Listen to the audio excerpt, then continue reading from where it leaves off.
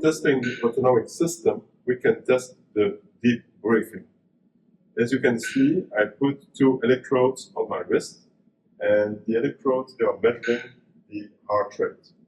On the top of the screen, you see the heart rate written. I still did not start any test for deep breathing. So when I will start, I will first measure the normal breathing. And from the time of the test, I will start my deep breathing. When I do the deep breathing, it's 6 times a second. That's why I use this metronome.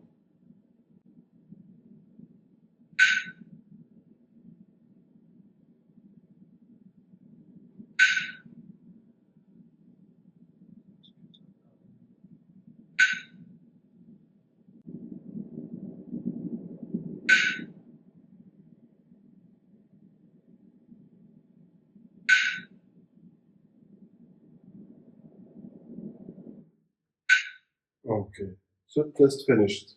As you can see, the deep breathing is calculated, the ratio between the maximum interval minus the minimum RR interval over the average RR.